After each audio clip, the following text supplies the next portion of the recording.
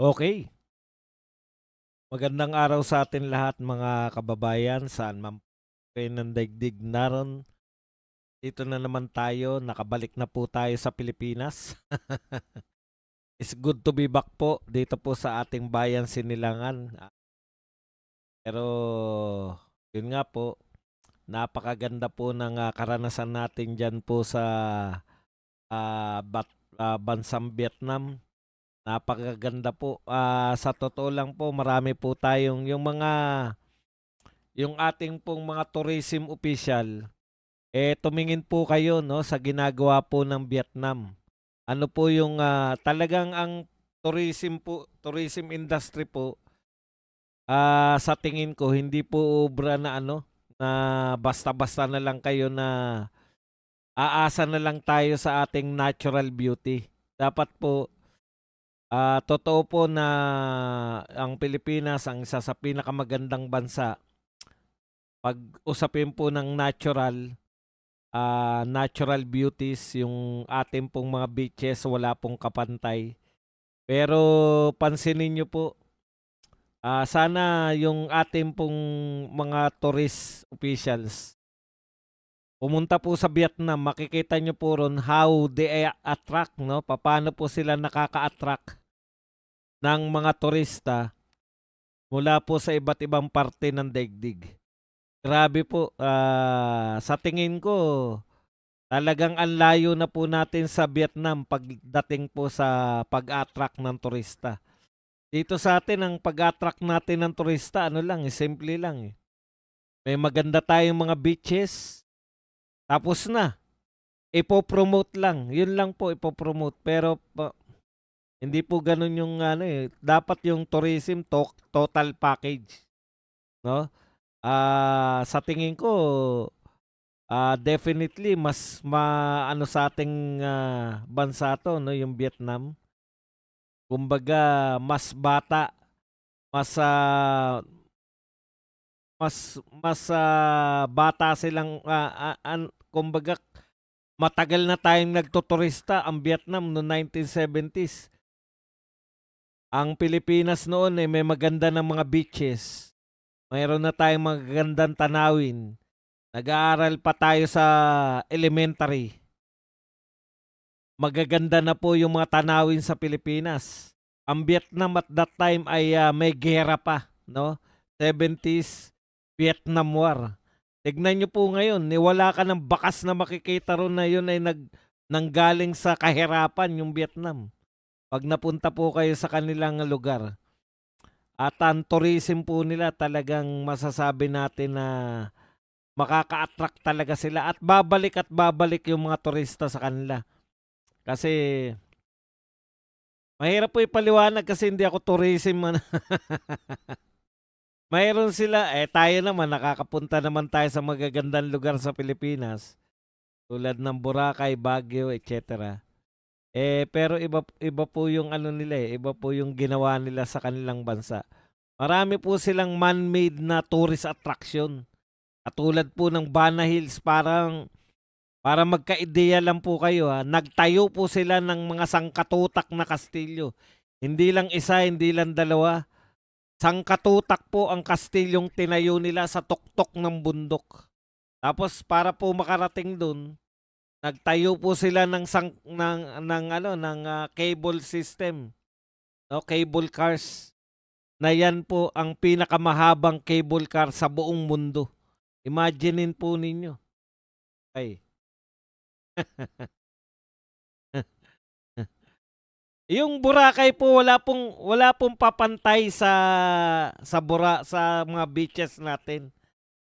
Ah, Kaya lang yung overall na experience mo, 'di ba?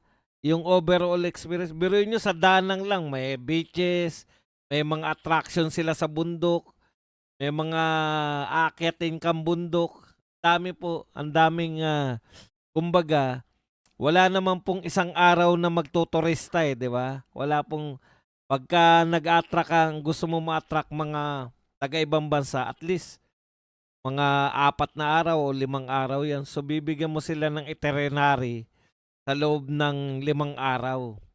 Yung mga ganun sana, no? Tapos yung security pa ng mga tourist. Yun kasi yun, yung ano po, sa totoo lang po yung aking pag ang sukatan ko po lagi ng security. Pag ako po ba ay gumising ng 3:00 at maghanap ng makakainan, secured ba ako? So far, secured naman ako dun. So sa Davao, ganun din po ako. Sa ibang lugar, hindi po ako lumalabas. Okay. So, pag-usapan lang po natin, yan lang po yung masasabi ko, nakakapanghinayang kasi ang tagal na po natin na sa tourism industry, pero ganun pa rin, no, yung wala kang makikitang effort na talagang yung national government na ibang klase po talaga, ang layo po natin. Ang layo po natin sa mga dating mahihirap na bansa sa atin. Dati nga sabi ko sa inyo habang tayo ah, pinagmamalaki natin yung Pearl of the Orient, pinakamagandang mga beaches, pinakamagandang mga tanawin, kabundukan. Ngayon po, tagang ganyan po. Okay, punta na po tayo sa ating topic. Pasensya na po kayo ha, medyo high na high lang po tayo sa ating ano. Ang pag-uusapan po natin ngayon, ito pong mga sumusunod. Yan. React lang po. Hello, hello. Yun. Okay pa tayo. Sir Badong, di po sila witness. Mga resource person sila. Hindi po. Ayan ang sinabi oh.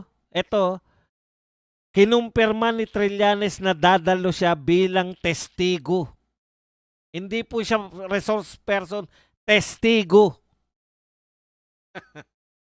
Kaya po yun, testigo po. Siya ay dadalo ron bilang testigo.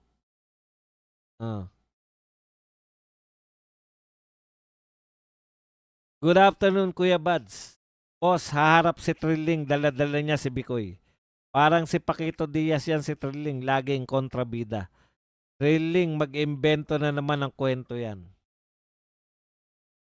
DVD. Kaya di pinapakulong si na Jinggoy Villanueva ginigipit para i-convict si Sara sa Senado. Pwede po yan. Pwede po yung pananaw nyo na ganyan, di ba? Ayan. Sir Badge, yung pong asset ni Madriaga, di pa na-freeze.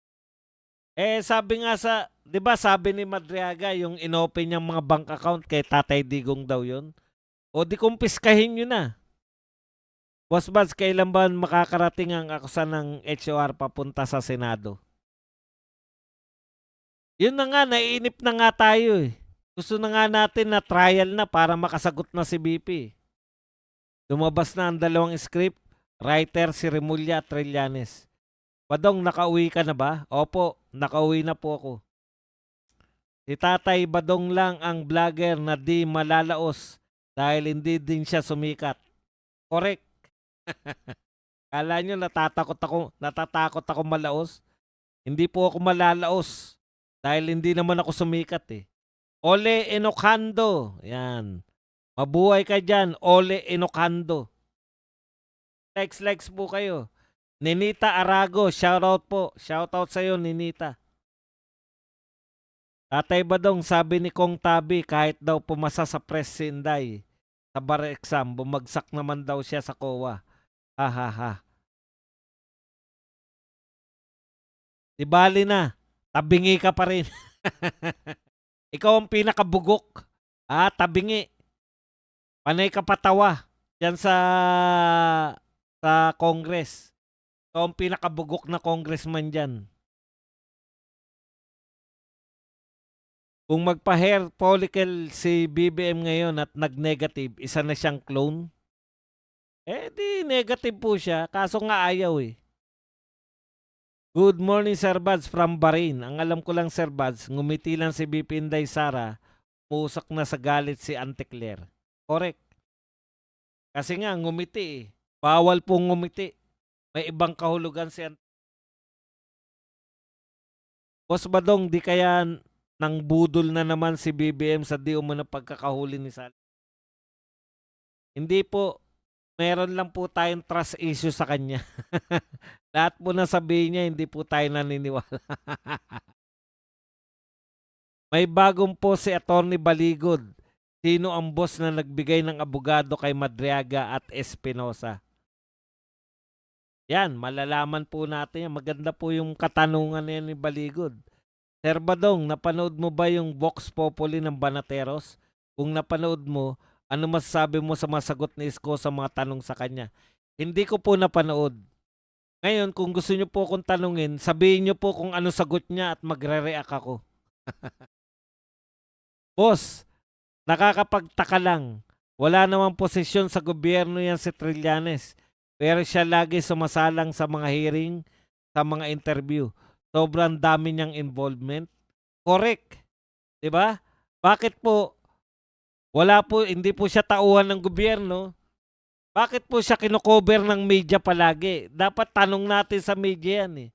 Ano meron si Trillanes na lagi niyong kino-cover? Siya lang po ang tanging non-government official na lagi po nilang kino-cover.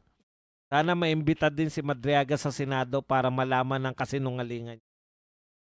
Talaga pong isa, star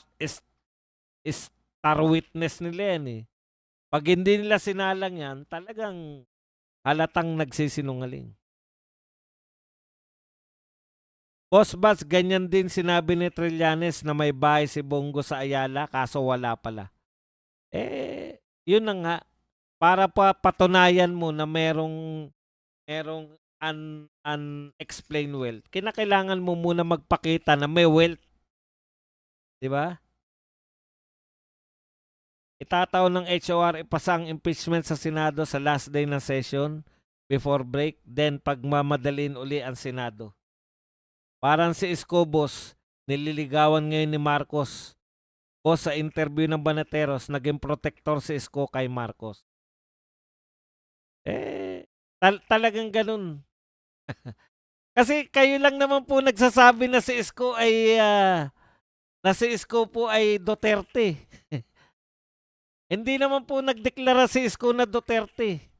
Di po ba? Ako alam niyo po kung bakit, ewan ko lang kasi nga masyadong identified si Banat Bay. Alam niyo naman si Banat Bay, masyadong identified kay Esco. Tapos, masyado naman si Banat Bay naman ay maka-Duterte. Hindi naman po in-endorse ni Tatay Digong si Esco. Wala po ako narinig kasi kung in-endorse po ni Tatay Digong si Esco, di Esco po yung kinampanya namin, di ba? Kasi kulto nga kami ni Digong eh.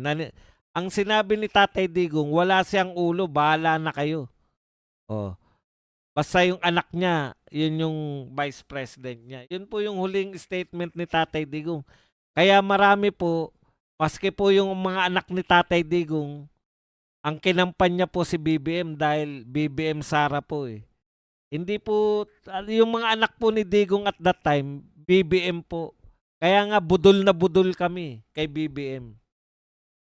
Yung sinasabi niyo po kasi na parang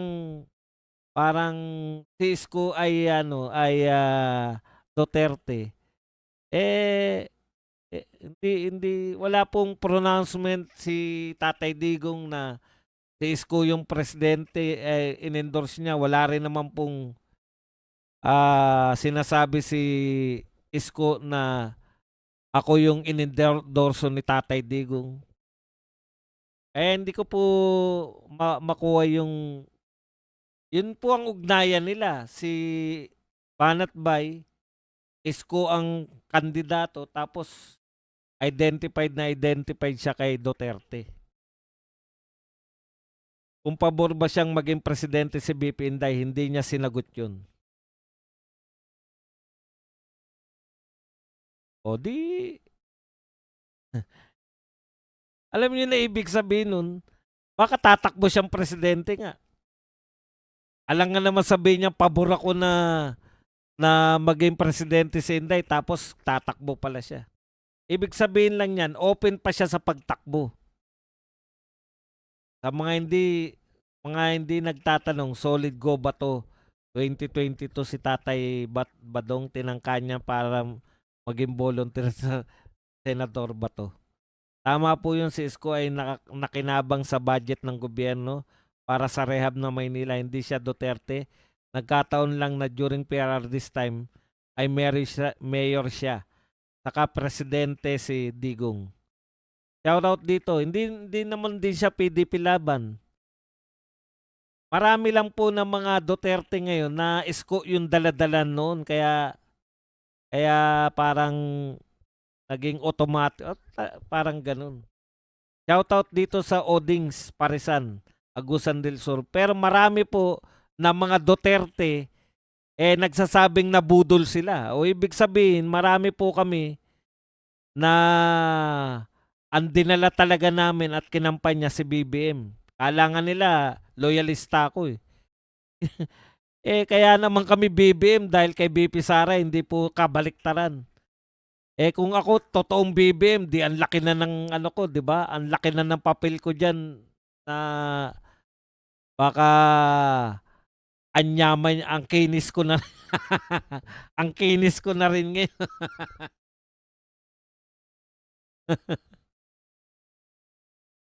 Kaya po hindi po sa akin usapin yan. Hindi naman po balita sa akin yan, Cisco. Wala naman pong, kumbaga, hindi po ako apektado kung ano man ang gawin kay Isko. Kasi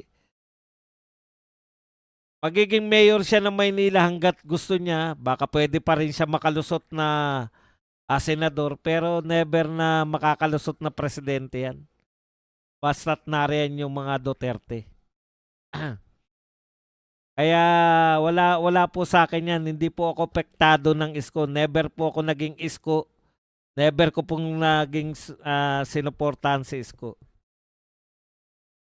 Natuwa ko dahil syempre, common ano po yun. Bakit po sila magkasama ni BP Sara, di ba? Ang paliwanag po dyan, last election magkasama sila eh. Common enemy. Yun lang po yun. Ganun talaga.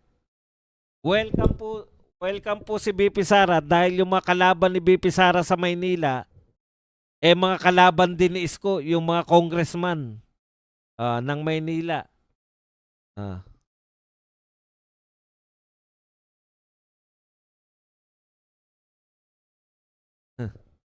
Kung loyalistang vlogger, hindi ko po sila nakasama na mga meeting. Kaya nga sabi ko dito sa mga tukmol na nag-ako sa akin na loyalista ako. Never. Sabi ko nga magpakita nga kayo kahit isang meeting nakasama ko riyan. Dami-dami mga vlogs ng mga yan na sama-sama sila ng mga meeting. Puta, presidente si Marcos, hindi kung loyalista ako, hindi ba ako sasama diyan sa mga pa-meeting ng mga ano na yan, mga vlogger? Hindi ko naman pinapansin yan nun kahit yung mga tumitira sa akin na Duterte daw sila dahil Isko sila. Sabi ko naman, balang araw naman magkakakilala tayo. Yung tao naman, hindi nyo naman masusuri sa akusasyon lang eh. Di ba? May nagsabi lang, ano yan, hindi Duterte yan si Badong. Ngayon, tignan nyo. Tignan nyo po kung sino si Badong. Kung tutuusin, di ba? Ano ba naman sa akin yung kung talagang Marcos ako? Pipiliin ko ba si Duterte ngayong nakaupo si Marcos? Ang sarap sana ng buhay ko. Hindi po talaga eh. Wala talaga akong ugnayan sa kanila. Hindi ko po kilala yung mga vlogger na yan. Yung mga vlogger na loyalista, hindi ko po kilala yung mga. Hindi po ganun yung diskarte ko. Kaya nga nung kainitan po na binabanatan ako ng mga Duterte supporters dahil ang ano nila Isko dapat yung mga Duterte supporters. Wala po sa akin yun. Yan ba naman poproblemahin ko pa basta BP Sara kaya aminadong nabudol. Marami pong ganun. Marami pong sumuporta kay Marcos votes na yan na 31 million. Siguro mga ang totoong ang totoong Marcos vote lang diyan mga 10 million lang. Lahat yan kay BP Sara.